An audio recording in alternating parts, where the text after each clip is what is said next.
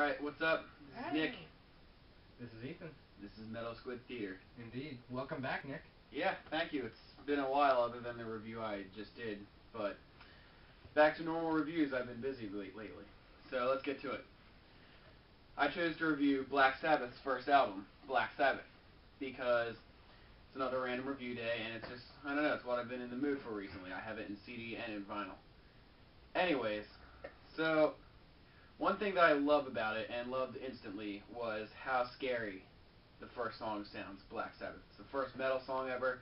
I discovered it in Ozzy Osbourne's book and decided to look into Black Sabbath more. And just the dark, slow guitaring at the beginning, the dark, evil lyrics, the sound to it and everything, it's just blew my mind. And believe it or not, when they first played it live, people who were watching the concert, they got up and ran. They ran away, scared, because they thought it was like demonic or something. Wow. And yeah, I'm dead serious.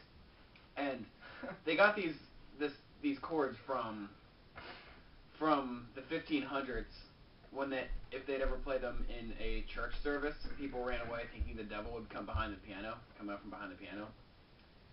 But yeah, and Tony Iommi was the one who got inspired to come up with the idea of something evil. What? When he hurt his finger.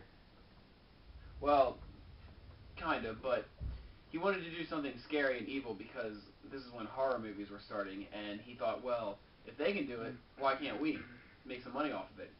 Do something different, evil, dark, whatever you want to call it. Yeah. So anyways, that sums up like just the first song, but the whole album itself. After that, it goes into a song called The Wizard, which is another great one, but it's definitely nowhere near as dark and scary sounding. It actually, when you first hear it, kind of sounds like a country song. It opens up with a harmonica, and then guitars start, and he sings. You know, another good track on it is NIB. One thing I don't like about the album is when you buy it, it's 10 songs, I think, broken down into 5. Like, they combine 5 of the songs into one track, and 3 of the songs into one track. So you got like this big 10-minute song, this big 15-minute song, and then Black Sabbath and The Wizard and one other one, I can't remember. But are they supposed to be like that? Like, are they songs with different parts? Not really. I mean, they're completely different songs. Like when they sing them live, they sing them separately, and there are some gaps between. You know, Rush never plays. At least I've seen them once, and I've watched some live videos, but to my knowledge, at least not too often, they don't do the entire 2112. True. I kind of wish they would, but that would be cool. Yeah. Love 2112. If you buy a Rush Greatest Hits CD, it's always like the first 2 parts or something, whatever. Yeah. I have the album if you watch my... Alright, anyways. this ain't about Rush. This is about Black Sabbath. But Rush is great. Check him out if you haven't. Like I've said before, Sabbath is my favorite band, and my favorite album by them might be Paranoid, but I've just been in the mood for the first album lately.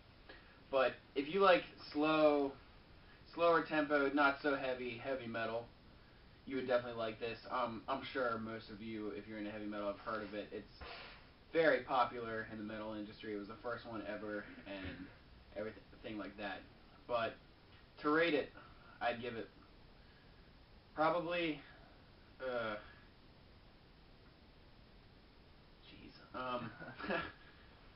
8.5, because like I said, I don't like how they smash some of the songs together, and some of them are a little too run-on, or they get boring after a while, but 9 out of 10 of them, or however many there are, most of the time it's not like that. There's one bass solo song that's not very long.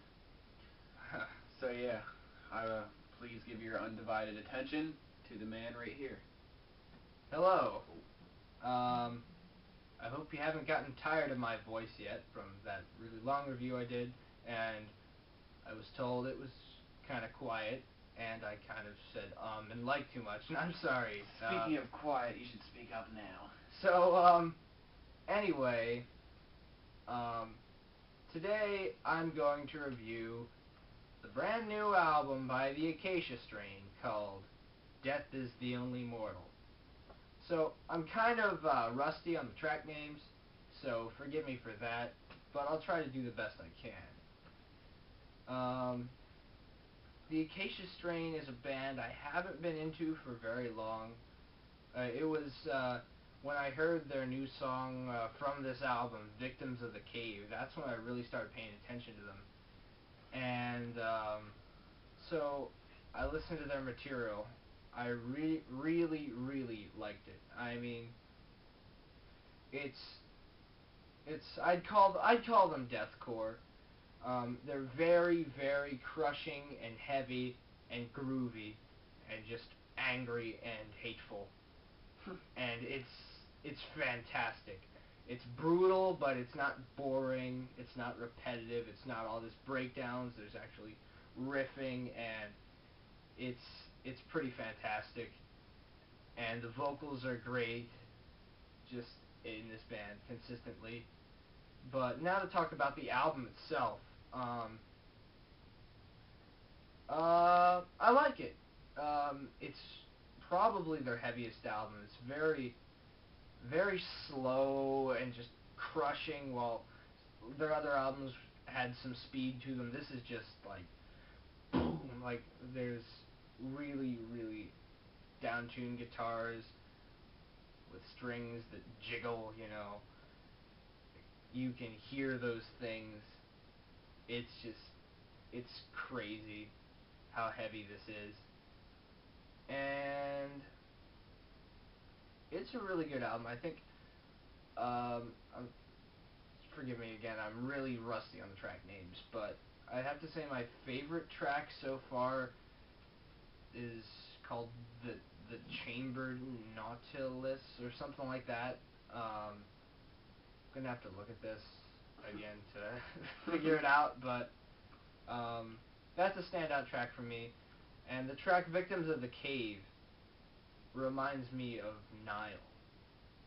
Love Nile. And it's very Egyptian influenced, but other than that, it's nothing like Nile.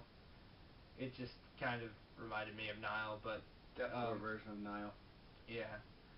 And overall, I'm not gonna rate this. I didn't rate my last two, and I decided not to rate these because I'm awful at putting numbers on things, and I'm just not good at that kind of thing. So I'm just gonna, I think I might make a system, but for now I'm just gonna say, I mean, it's a really good album, and yet another great release from this band. And I'll compare it to their other albums. Just, I don't think it's as good as either Wormwood or Continent, but I think it's better than The Dead Walk. And just really impressive work from these guys again. And they're on a semi-crappy label, Rise. I didn't even know that one existed. No offense to a certain someone who really likes Rise Records. But anyway, that's my review. Check out the Acacia Strain. Check out Black Sabbath. You probably already have. Definitely. They're both pretty on the popular side, I'd say. But if you haven't checked them out, check them out, you know. And just give us your thoughts in the comments below. Thanks. Good night. See ya.